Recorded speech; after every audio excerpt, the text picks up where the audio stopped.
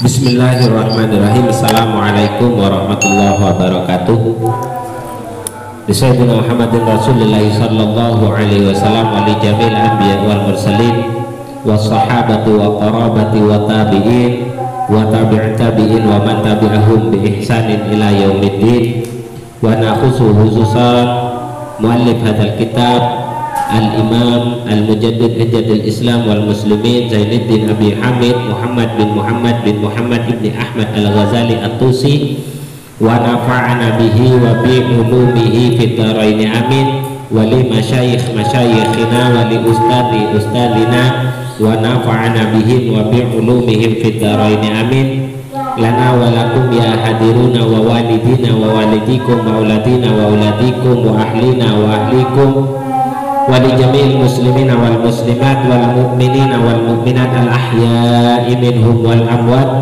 Inna Allah ta'ala yaftahu lana wa lahum abwabal khairat wa yassara Allah ta'ala lana wa lahum umurad dunya wal akhirah wa yastimu lana wa lahum bihusnil khatimah. Allahumma sallimna li Ramadan wa sallim Ramadan lana wa sallimhu minna mutaqabbalah waliqadai hajatina min hawaiji dunya wal akhirah. Sallallahu maqasidana yassarallahu umurana umurad dunya wal akhirah. Bil Fatihah. A'udzu billahi minasyaitonir rajim. Bismillahirrahmanirrahim. Alhamdulillahi rabbil alamin arrahmanir rahim maliki yaumiddin.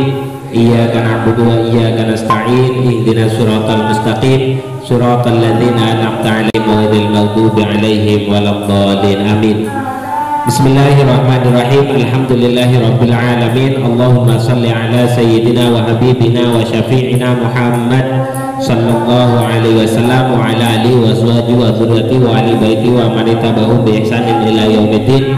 Rabbi shrah li sadri wa yassir li amri wa hlul 'uqdatam min lisani yafqahu qawli. Amma ba'du. Alhamdulillah, pada malam hari ini kita masih diberi kesempatan dan kesehatan oleh Allah. Karena dua nikmat inilah kita tetap bisa melaksanakan perintah Allah, yang pada malam hari ini kita alhamdulillah masih diberi karunia Allah untuk bisa melaksanakan kewajiban kita, melaksanakan puasa dan menyempurnakan kegiatan puasa kita dengan qiyamul lail yang pada malam hari ini kita laksanakan dengan ta'ammukul kitab atau kajian kitab, yang insya Allah juga pada malam hari ini insya Allah kitab Ayyuhal Walad ini akan kita baca hatam. Ini sudah tinggal berapa lembar lagi, insya Allah sudah akan kita bacakan hatam. Namun sebelum kita lanjutkan, ada beberapa koreksi pembahasan yang kemarin. Yang pertama adalah pada kalimat pembukaan kita membacanya, yaitu kemarin kita membaca pembukaan kita yang kemarin adalah wal khoslatu tsaniyatu. Pada kalimat pertama kali kemarin kita buka kajian kita dalam kalimat wal khoslatu tsaniyatu. Setelah saya cek ternyata ada pemaknaan saya yang kurang tepat. Yang kurang tepat, bacanya betul cuman maknanya tidak tepat. Jadi dari kalimat wal khoslatu tsaniyatu alla takuna himmatuka fi wa'dika ay yan'ira al khalqu fi majlisika wa yudhiru.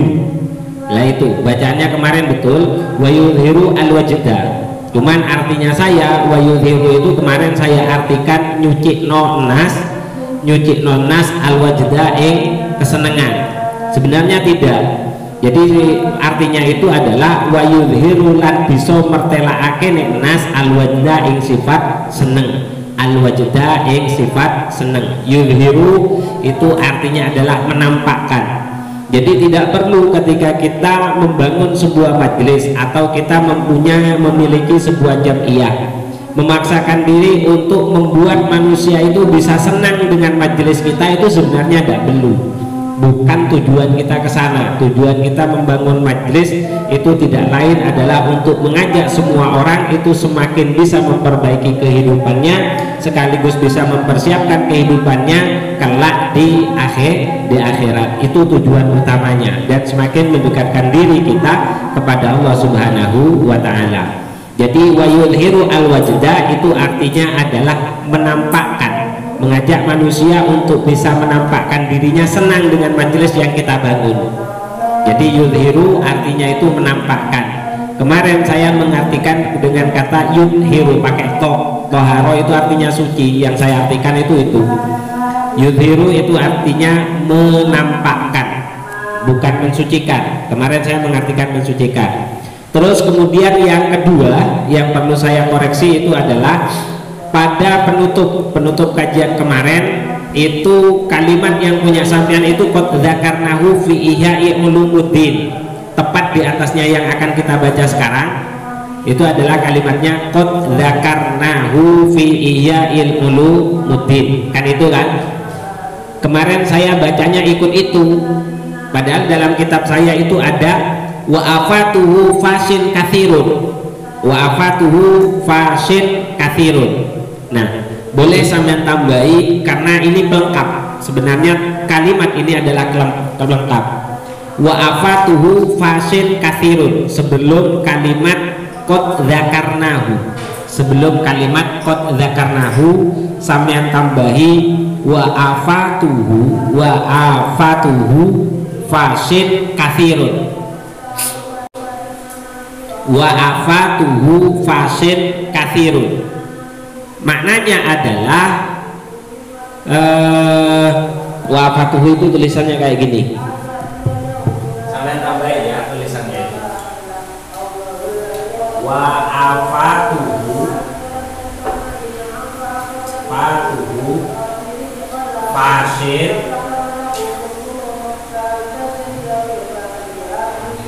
kathirun.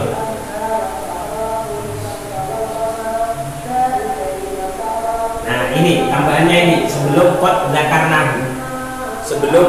dzakarnahu sampean tambah itu. Kenapa saya minta tambahi? Karena dengan tambahan ini akan memperkuat penjelasan Imam Al-Ghazali sebelumnya. Karena di redaksi kitab saya itu ada tulisannya seperti itu. Artinya adalah wa afatuhu utawi bahayane syai' atau pemberian dari seorang pejabat. Itu bahaya dari pemberian pejabat atau syai'. Kalau di sini itu kembalikan kepada kata syai'un yang ada di atas, atau kembalikan kepada kalimat apa ya? Ya enak ke syai' aja. Karena penjelasan pemberian dari seorang pejabat. Wa afatuhu utawi bahayane syai'un atau pemberian pejabat iku fasin kan kuncoro, sudah banyak terkenal sekali. Jadi bahaya sebenarnya sesuatu yang diberikan oleh pejabat, apalagi pejabatnya itu adalah pejabat yang tidak adil atau yang tidak amanah, karena pasti seperti penjelasan sebelumnya memiliki tujuan yang tidak murni karena ingin mengajak manusia untuk semakin dekat kepada Allah Subhanahu wa ta'ala. Makanya diperkuat dengan kalimat wa afatuhu utawi bahayane syai'un iku fasin kang kuncoro, sangat tampak sekali, sangat terlihat sekali, dan sudah terkenal sekali. Kathirun tur kang akeh, baru kalimat qad dzakarnahu wis teman-teman nutur sapa ingsun ing afat, teman-teman nutur sapa ingsun ing afat fi ihya'il ulumuddin, ing dalam kitab Ihya Ulumuddin. Gitu ya. Itu tambahannya. Itu koreksi kita untuk pada malam hari ini, pembahasan yang kemarin sudah kita bahas. Baik, sekarang kita akan melanjutkan kajian kita. Insyaallah akan kita baca sampai hatam. Bismillahirrahmanirrahim. Wa qad qala al-musannifu rahimahumullahu ta'ala wa nafa'na bihi wa bi ulumihi fid dharaini amin amin wa ya mujibas sa'ilin. Wa ammal arba'atu utawi kang nomor 4. Ini kan pembahasan tentang sesuatu yang harus dilakukan dan sesuatu yang harus kita tinggalkan sebagai seorang penuntut ilmu atau orang yang ingin mendekatkan diri kepada Allah. Wa ammal arba'atu utawi kang nomor 4 allati yaiku perkara yang bagi kang sayukya laka kedue sira murid utawa kedue sira santri utawa kedue sira wong sing pengin parek maring Gusti Allah antaf'alaha ing yen to agawe sapa sira, antaf'alaha ing yen to agawe sapa sira ing arba'ah, antaf'alaha ing yen to agawe sira ing arba'ah. Yang pertama adalah al-awwalu. Jadi ada 4 hal ini yang sebaiknya kita lakukan kan. Yang nomor 4 al-awwalu utawi kang pertama, sesuatu yang harus kita lakukan kalau kita ingin mendekatkan diri kepada Allah, ingin semakin mantap kita dengan ilmu yang kita miliki, maka yang pertama yang harus dilakukan adalah al-awwalu utawi kang pertama iku antaja'ala yen to ndadekno sapa sira muamalataka ing penggawean sira. Kita semua punya pekerjaan, maka kita harus menjadikan pekerjaan kita itu ma'allahi sertane Gusti Allah ta'ala hale maha luhur sinten Allah.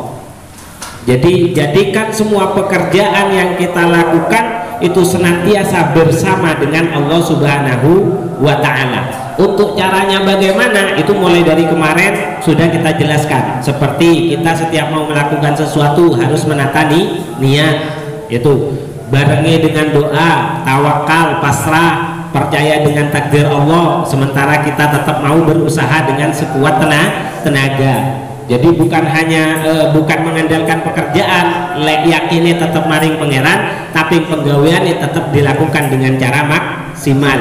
Itu yang dimaksud antaj'ala muamalataka ma'allahi ta'ala. Yakini tetap di pangeran, kita tidak mengandalkan pekerjaan, tapi pekerjaannya tetap kita lakukan dengan cara maksimal. Itu salah satu caranya untuk menjadikan pekerjaan kita senantiasa bersama dengan Allah.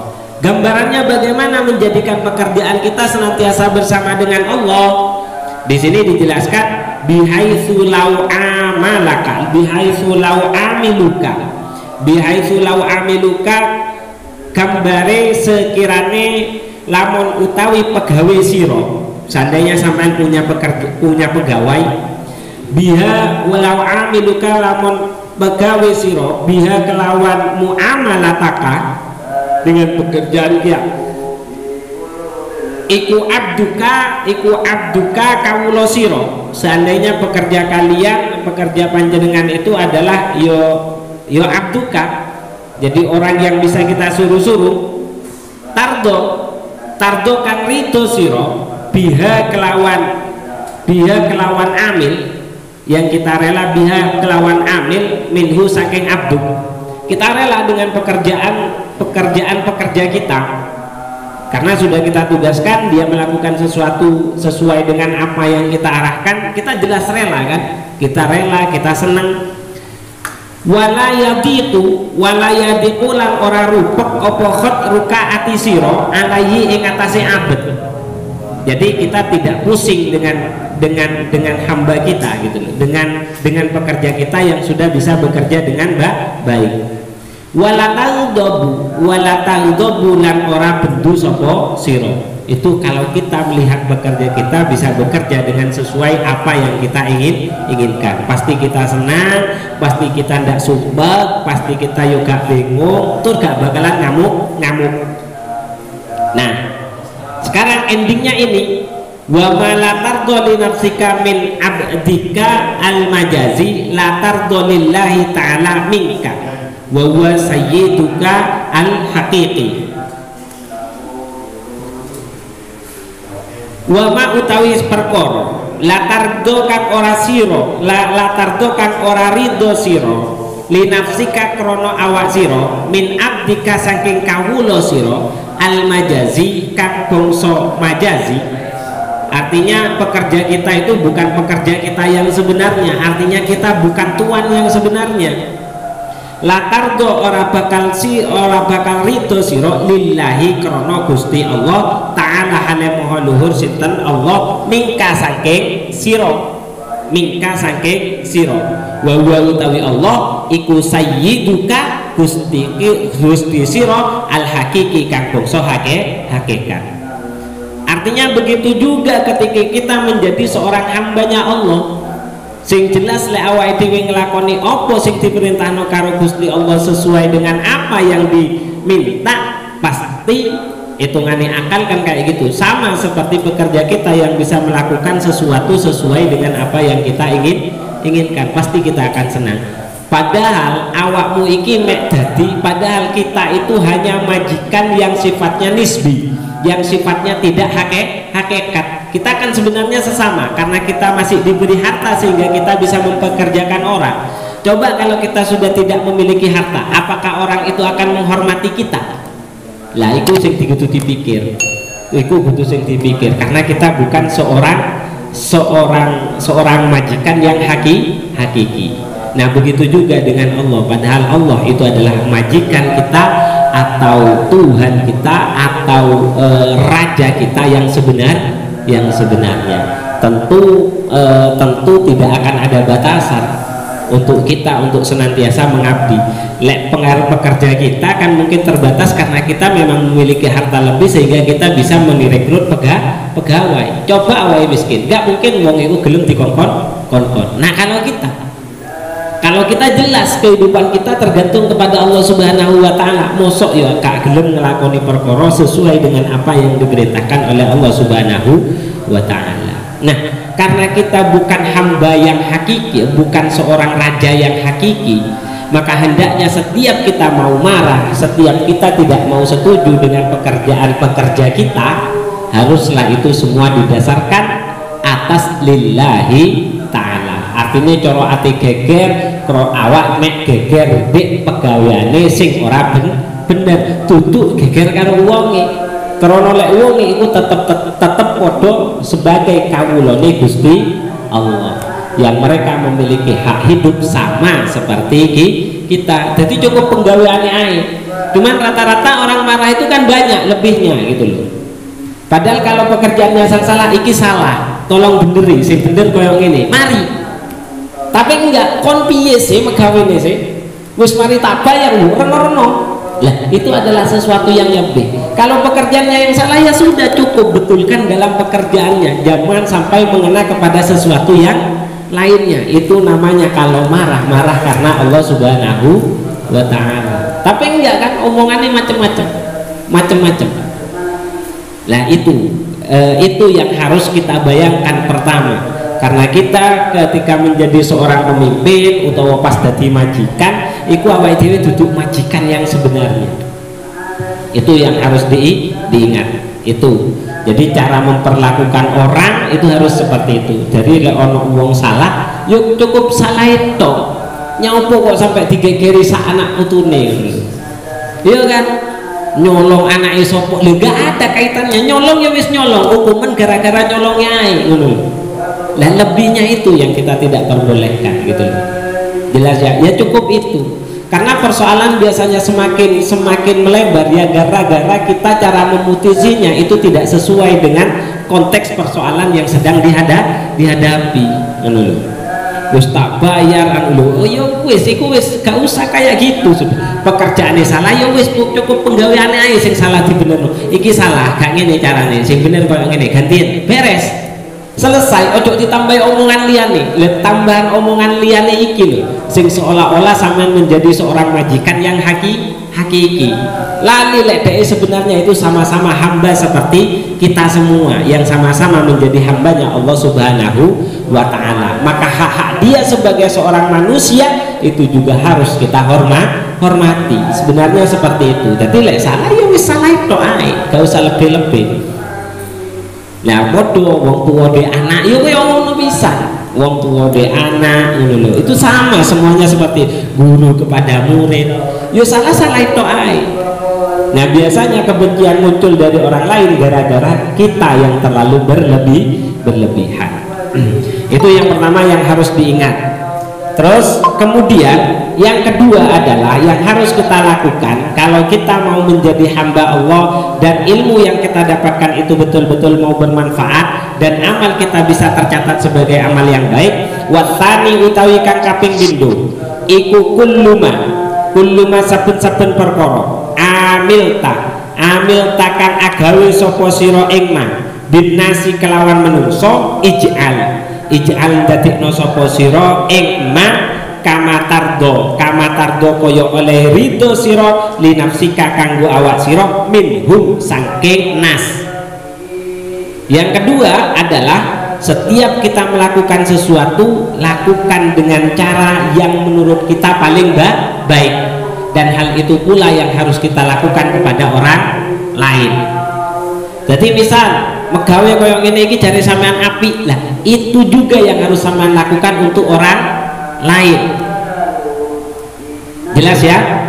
Li'annahu krana sak temene kelakuan layak mulu ora sampurna apa imanu abdin imane kawula hatta yuhibba hingga bisa demen sapa abet lisa irin nasi maring sekerene menungso demen mau maing perkara yuhibbu kang demen sapa sira li nafsihi kanggo awak sira. Jadi tidak dianggap sempurna imannya seseorang ketika dia tidak bisa sampai dia bisa mencintai sesuatu yang terjadi pada orang lain sesuai dengan sesuatu yang kita cintai untuk diri kita sendiri. Apa yang menurut kita baik itu harus kita berikan kepada orang lain sama seperti apa yang menurut kita itu baik. Kata lainnya kayak gini, jadi lek sampean seneng duwe mobil, ya kan? Sampean yo kudu seneng lek ketok tanggane sampean duwe mobil. Paham ya? Jadi lek sampean megawe tepak iku sampean seneng, sampean yo kudu seneng lek penggaweane wong sing tepak iku sampean yo kudu melok seneng. Jadi lek sampean seneng sugih, maka ketika sampean melihat orang lain itu sugih, sampean kudu melok seneng. Itu yang dimaksud yuhib. Rata-rata itu dalam kalimat ini banyak saya menemukan para ustadz itu salah. Jadi seolah-olah kamu harus memberikan sesuatu, bisa memberikan sampai kamu bisa memberikan yang terbaik untuk dirimu kepada orang lain. Wah, abot lek koyo ngono, Pak. Abot. Jadi sesuatu yang terbaik dari kita harus bisa kita berikan kepada orang lain. Abot lek koyo ngono, Pak. Sampeyan seneng ndek sepeda motor terus mari ngono sepeda motor sampean ate dikakno wong liya gak kira wani sampean, Pak. Sopo sing duwe pengertian? Lah maksudnya di sini itu apa yang membuat diri sampean senang, dan ketika itu terjadi kepada orang lain maka kita juga harus senang. Lah yang terjadi enggak? Lek sampean seneng duwe sepeda motor, sampean ketok tanggane duwe sepeda motor, sampean gak seneng, sampean malah pengen. Ya ora. Nah, itu bukan keimanannya masih belum sempurna. Jadi bukan artinya lek sampean seneng duwe mobil, terus koncone sampean duwe mobil, sampean nggak seneng tapi malah pengen. Sampean malah pengen duwe mobil, memiliki keinginan memiliki sesuatu yang dimiliki oleh saudara sampean. Padahal seharusnya sampean juga harus senang. Maka segala sesuatu yang menurut sampean itu sampean senang, dan ketika itu terjadi pada orang lain sampean harus bisa senang. Itu baru imannya seseorang sempurna. Itu yang dimaksud dengan layak mulu imanu abdin hatta yuhibba lisairin nasi ma yuhibbu li nafsihi. Cuman para ustadz itu biasanya banyak mengartikan tidak sempurnanya iman seseorang sampai dia bisa memberikan sesuatu yang dicintai untuk dirinya bagi orang lain. Rata-rata seperti itu. Rata-rata seperti itu yang diartikan itu. Jadi kita harus bisa memberikan yang terbaik dari diri kita untuk orang lain. Abot kayak ngono, Pak. Abot kayak ngono itu. Hampir tidak semua orang bisa melakukan. Padahal dari keterangan ini harusnya kita itu bisa senang dengan apa yang dimiliki oleh orang lain. Jadi lah misal awak iku senang ngombe kopi, yo lek delok karo wong sing ngombe kopi iku awake dhewe yo kudu melok seneng meskipun kita masih belum memilikinya. Cuman sing normal awake dhewe iku mesti pengen. Nah lek pengen iku biasane timbule iku iri. lek sanggup tuku pisan adi-adine iku sombongan, lek gak sanggup dadine iku kok iri malah. Jelas ya? Nah, itu yang harus dimunculkan, dan ini tidak mudah. Itu yang kedua yang diinginkan oleh Imam Al-Ghazali. Jadi segala sesuatu yang menurut kita baik kok itu terjadi pada orang lain, kita itu harus merasa juga memiliki kesenangan yang sama. Tapi rata-rata mesti pengen kok, mesti banyak. Manusiawi, cari ini manusia. Berarti imannya aslinya ya sih durung sempurna. Katanya al muslim akhul muslim. Lah seduluran ya podo, berarti kan seduluran kan. Jadi kaya ngono. Tapi kok malah sing dipengeni. Kan harusnya kalau memang satu saudara yang lek coba sampean ketok dulure sampean seneng, sampean melok seneng apa ora? Mesti melok seneng kan? Enggak pengen kan? Ya wis gak apa-apa. Meskipun sampean ndak punya, sampean tetap seneng kok. Karena dulure sampean kan. Nah, seperti itu harusnya, karena kita antara satu dengan yang lain itu bersaudara, malah pengen, lek pengen itu jatuhnya nanti iri, dengki kok, ya kan? Lek gak mampu. Soalnya biasanya wong iri itu gara-gara gak mampu. Rata-rata kayak ngono. Lah, kalau mampu jatuhnya nanti sombong-sombongan. Kono iso tuku koyo ngene, awake dhewe kudu tuku koyo ngene. Kono iso tuku koyo ngono, awake dhewe kudu. Jadinya seperti itu. Tapi kalau kita bisa senang segala sesuatu yang menurut kita senang terus itu terjadi pada orang lain kita senang, insya Allah tidak akan terjadi. Dengki, saling sombong itu tidak akan terjadi. Karena pada hakikatnya antara muslim yang satu dengan muslim yang lainnya itu adalah saudara. Maka seperti itulah kehidupan kita di dalam saudara. Ketika saudara kita sukses, kita pasti senang. Lah iya, ya awake dhewe yo ngono, ndek tanggane awake dhewe sing padha muslime, dhek sukses ya awake dhewe kudu seneng. Duduk malah cerita ngalor ngidul, iku megawe apa ya? Kok dilu-dilu, iku rusak itu Pak. Bukan. Yang dikehendaki Imam Al-Ghazali tidak seperti itu.